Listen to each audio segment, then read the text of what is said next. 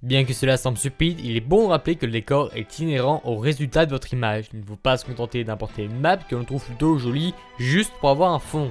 Non, votre décor doit être réfléchi et travaillé, et ça tombe bien car c'est le sujet de la vidéo.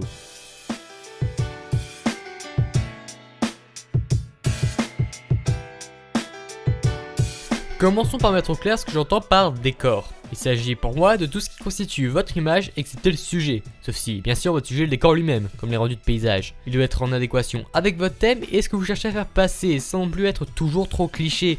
Pas besoin d'avoir constamment une église pour représenter un mariage ou un cimetière pour la mort, essayez de varier un tant soit peu. Si vous êtes suffisamment perspicace, vous devriez savoir qu'il existe deux types de décors, intérieur et extérieur. Ce premier peut donner un sentiment d'enfermement comme de protection et ce deuxième de liberté comme de vide. Essayez donc de jouer entre ces deux espaces et leur signification. Et puisqu'on parle des différents types de décors, parlons de deux méthodes mises à votre disposition pour les intégrer à vos images, l'importation et la réalisation manuelle. L'importation consiste en l'utilisation de logiciels tiers, tels que JMC2Object ou Mindways, pour récupérer une map Minecraft sur votre logiciel. Les avantages sont d'avoir un paysage de grande taille, proche du jeu d'origine et rapidement exploitable. Malheureusement, cela entraîne souvent un fichier lourd qu'il vous faudra optimiser manuellement ou automatiquement et qui ne sera que peu modifiable. Au moindre bloc à déplacer, il vous faudra parfois tout réimporter. Il va de soi que je vous conseille cette méthode pour les paysages extérieurs nécessitant peu de détails mais une grande superficie. Pour la réalisation manuelle, il vous faudra vous armer de patience. L'intérêt ici est de faire tout votre décor à la main, polygone après polygone. Ainsi vous disposerez d'une map totalement modifiable et adaptée à votre projet, que ce soit pour le rendu ou la mise en place d'éléments. Le principal défaut est que c'est long, mais alors vraiment long. Donc je vous le conseille uniquement dans le cas d'une scène d'intérieur où il faudra créer une ambiance avec de détails et d'objets. Dans tous les cas, bordel, remplissez vos images. Vous avez à votre disposition des mods tels que Better Living Grass, Island ou The Kitchen Mode qui rajoutent du contenu à Minecraft tant sur la génération que sur les éléments. Alors utilisez-les ne serait-ce que pour vous inspirer. Et n'oubliez pas que nous sommes en 3D, vous avez la possibilité de tout éditer.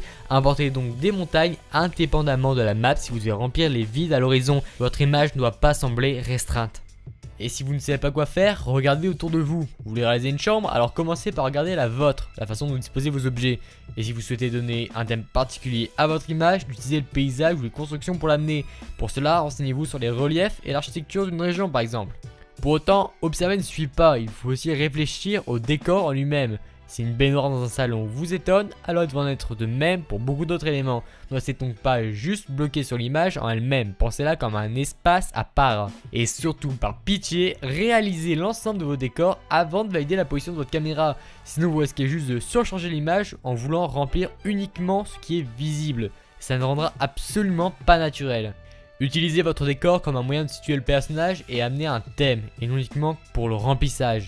Aussi, pensez à la façon dont les éléments sont placés pour donner des détails ou des traits de caractère du personnage. Remplissez vos images, je ne vous demande pas de les surcharger, mais simplement donner l'impression d'un paysage vivant au travers de sentiers, de livres ou de lumière, qu'importe. Jouez avec les espaces en alternant l'importation pour les paysages et la réalisation manuelle pour les intérieurs. N'hésitez pas à vous inspirer des lieux que vous aimez, nul besoin de copier-coller ou de plagier, simplement de comprendre et de se renseigner sur les éléments qui vous font apprécier ce lieu.